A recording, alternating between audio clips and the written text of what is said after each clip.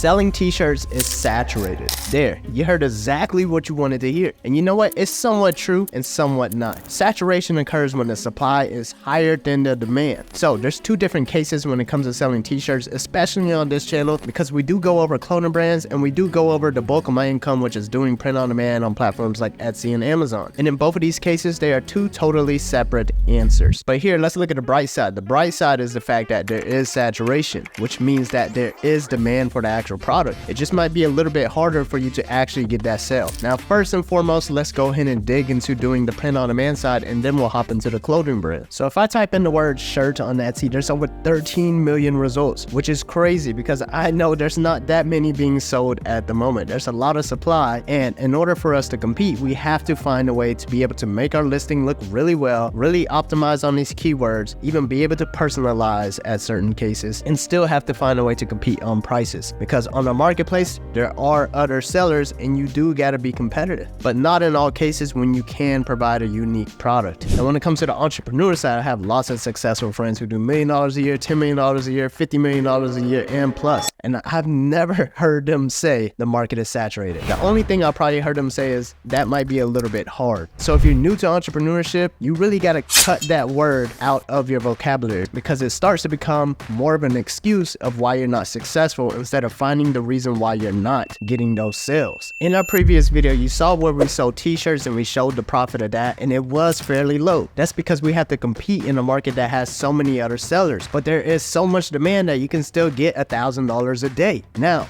here's the beauty of print on demand that a lot of you guys are still overlooking. A lot of you guys come into this decoration space with t-shirts, but you can always sell other products that have a higher profit margin. In the previous videos, we showed candles, which we sold, still has a demand and high profit margins. We even sold shower curtains. And another product I want you to look into is because a lot of you guys who reach out to me have nice fitness brands, nice athletic wear, and some of you guys probably need to look into this. So right here we have supplements who's coming on to Printify. I'm gonna go ahead and click join the wait list. To me, this is crazy because with supplements, they have a much higher profit margin. As you can see, 250% markup rates, $381 billion market in global personal care and beauty market. So for those of you ladies who have a brand that got the personal and beauty market as well, you already know that goes crazy. I've seen Kylie Jenner sell those lipsticks that went crazy and all of that. But check it out. This is probably something that you want to look into. You got skincare, you got supplements, and you even got coffee. Now, when it comes to something like this is how you can leverage multiple different types of products and get higher profit margins within still a particular niche, because sometimes the saturation might just be one product of your actual brand or business. For example, if I'm selling a t-shirt and I know a design is working really well, and let's say it's within the gym niche, the athletic space, and it's something really funny, it's something that you could probably also sell on creatine or something like that, so that we can get a whole lot more sales in something that's already saturated. The saturation isn't just the design itself, it's also because of the product. A lot of people are selling t-shirts, so how are we going to leverage that onto another product? Well, let me go ahead and try to show you.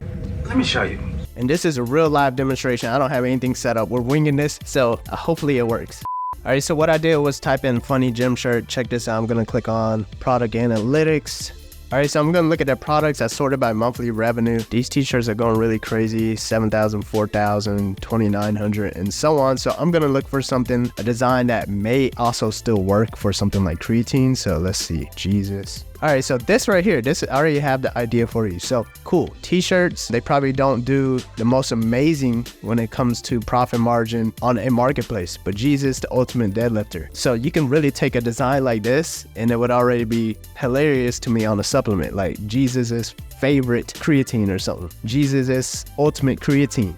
You know, I don't know exactly, but that's the concept that we would go with. And that's how you can leverage a brand new product and bring it to market with something that already has demand, and you would increase your profit margins by bringing in a new product for a niche itself. Now, when it comes to the clothing brand space, it becomes an entirely different game. Over the past year, there's been several brands really taking off, and they all use the same exact method when it comes to supply and demand. Clothing brands itself are not saturated, and you really have to take in that supply and demand saturation factor into your actual business. As we stated, a saturation occurs when there's more supply than the actual demand. So when you have a clothing brand and you got 10 t-shirts printed and only 2 people want it, the other people are not going to want it as more because you have an oversupply. supply. A lot of you guys are trying too hard to supply too much. Now, you really have to focus on the actual marketing of your brand itself. Now that I've been able to focus more time on the clothing brand this year, I've also adapted to using this same method. We started to supply less items and increase the demand. A lot of times whenever you are first starting off, you want to be able to capture as many sales as you want and as much profit as you want, and it's hard to turn away a customer. But sometimes if the customer loves your product and your message and your story so much, they'll be back for the next one, and they're gonna be the first person in line because they're gonna be really FOMO and they're gonna have that fear of missing out inside of their head. But sometimes you're talking about only one t-shirt, 2 t-shirts. And for those of you guys who have a brand, it might feel like it's not worth your time, but you have to treat it, envision it like you already have a million customers. I put in a whole lot of work in just the previous 2 drops when we don't even have that many customers just yet. On our second drop, we started to see a lot more sales than our first one. We're only 2 weeks into the year and I just started focusing on this brand more. But the way I work on every single drop so far is that I envision that I'm gonna do the same amount of work as if I already had a million customers. I put in the same amount of work as if we already had the world in front of our face, even though right now we really only have about 50 to 100 returning customers. Our brand hasn't been a crazy focus for me, but I'm really trying to dial it in this year. And one thing that I want you to understand is that you gotta look past the fact that the saturation. And within just 2 weeks, I've already been able to see more results with this. And for those of you guys who are just starting off, you really have to take out of your head the fact that this entire market is saturated. Because I'm telling you right now, I only hear people who are starting off say this word.